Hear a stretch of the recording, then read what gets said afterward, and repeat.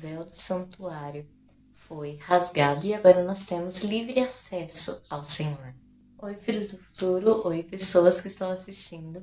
Hoje nós vamos estar falando da parte 2 do capítulo 27, em relação à morte de Cristo, literalmente, né? Para quem não sabe, nós estamos fazendo uma saga de 3 vídeos que nós vamos estar falando sobre a Páscoa. Nós postamos um ontem, está postando um hoje e será postado amanhã do capítulo 28.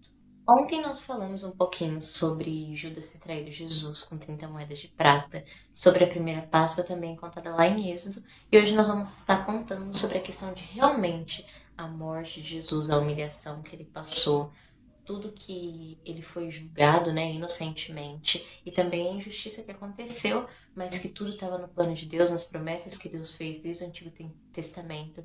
Queria ter um sumo sacerdote perfeito, que foi Jesus, né, que nos fez ter livre acesso ao Senhor, né, verdadeiramente, e também das humilhações que ele passou, mas que também já estavam descritas desde o Antigo Testamento, que precisava que acontecesse para que os planos de Deus fossem cumpridos. Nós começamos o capítulo 27 novamente com os anciões, os sumos sacerdotes se juntando, né, para julgar Jesus e falar que ele seria morto. E Jesus foi levado até Pilatos, né, na qual ele era o governador da época, e ele estava ali para julgar Jesus. E nesse momento, várias pessoas tentaram fazer apontamentos falsos, porque Jesus era inocente, em tudo ele foi perfeito aqui na Terra, né, diferente de nós, mas as pessoas tentavam apontar erros nele para poder condenar ele, né, porque precisava de algum motivo. E aí, entre aspas, o motivo que eles sempre achavam era que ele falava que ele era o rei dos reis, rei dos judeus, né? E eles idealizavam que se fosse Jesus de verdade, iria ter descido, né, aquelas carruagens perfeitas,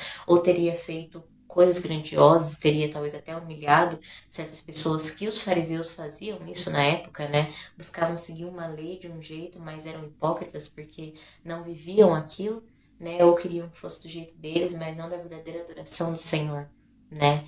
Então, eles buscaram juntar novamente para julgar, acharam coisas. A Bíblia fala que teve um momento que Pilatos até ficou impressionado com Jesus, porque em tudo que as pessoas tentavam condenar ele, ele não retrucava, ele apenas ouvia. Sabe aquela famosa frase assim de que se não é verdade, você não vai justificar, você vai deixar a pessoa falando, porque não é verdade. Foi literal essa frase.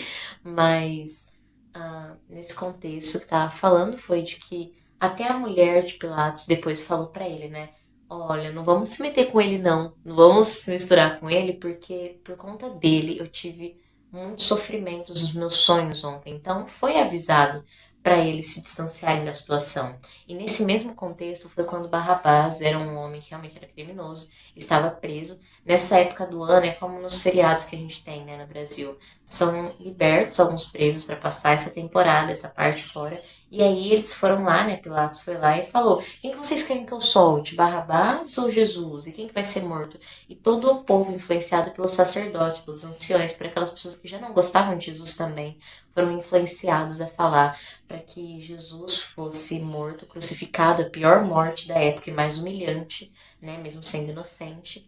E falando para Barrabás que ele tinha que ser liberto, mesmo sendo criminoso. Então, desde essa época, as pessoas já estavam almejando que Jesus morresse, mas a gente sabe que faz parte do plano de Deus, né? Precisava que um cordeiro perfeito, um sumo sacerdote perfeito, fosse realmente o intermediador para pagar a culpa do pecado, precisasse que alguém perfeito viesse, né?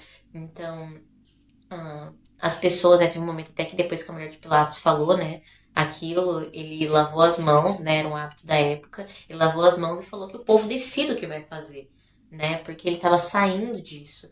Então, por pressão social, por pressão do povo falar que tinha que matar Jesus, foi decidido que iria crucificar Jesus, né, matar ele. E teve uma parte até que Pilatos falou que eles resolvessem isso, né, porque ele não queria se meter em sangue inocente. E aí o povo até falou, foi uma parte que eu fiquei chocada, que falou assim no capítulo 27, no versículo 25, falou assim: e o povo respondeu: que o sangue dele caia sobre nós e sobre os nossos filhos.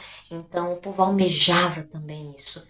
Então Jesus foi condenado, né? E a partir daí mostrou várias humilhações que os soldados fizeram, que pessoas que passavam de frente da cruz fizeram, né? Humilhações para o Senhor. Foi colocada uma coroa de espinhos nele, uma roupa de rei, negócio tipo de cana, né, pra ele segurar, e ficaram zoando ele, né, os soldados. A Bíblia fala, ai, não é um rei? Olha o rei dos judeus, né? Então, tudo que Jesus passou foi uma humilhação muito grande.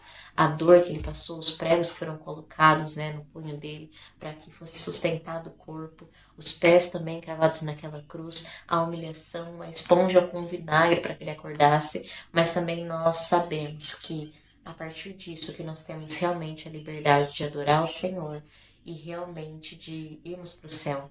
Né? Se não fosse por isso, até hoje nós estaríamos naquilo de matar cordeiros, ter o sumo sacerdote, alguém que é intermediador, mas agora não mais, nós temos livre acesso ao Senhor. A Bíblia fala até em um outro parágrafo, a partir do versículo 43, que até o meio-dia ficou totalmente sobre trevas, né? Que foi quando Jesus pegou sobre si todos os nossos pecados e entregou e abandonou o espírito ali, né? O corpo.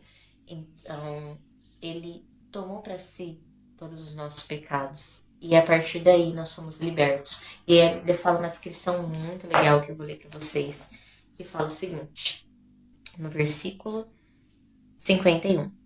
Eis que o véu do santuário se rasgou em duas partes, de alto a baixo, a terra tremeu e as rochas se partiram. Os túmulos se abriram e muitos corpos de santos já falecidos ressuscitaram, e saindo dos túmulos, depois da ressurreição de Jesus, entraram na cidade santa e apareceram a muitos. Então, a morte de Jesus desencadeou muita coisa de tão poderoso que ele é. Né? Ele se fez homem para morrer por mim e por você.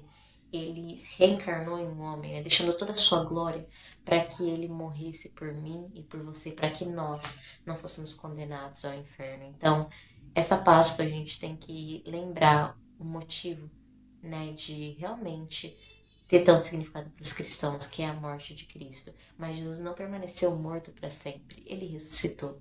Então, se você quer saber um pouquinho mais sobre isso, eu te aconselho a ver o vídeo de amanhã.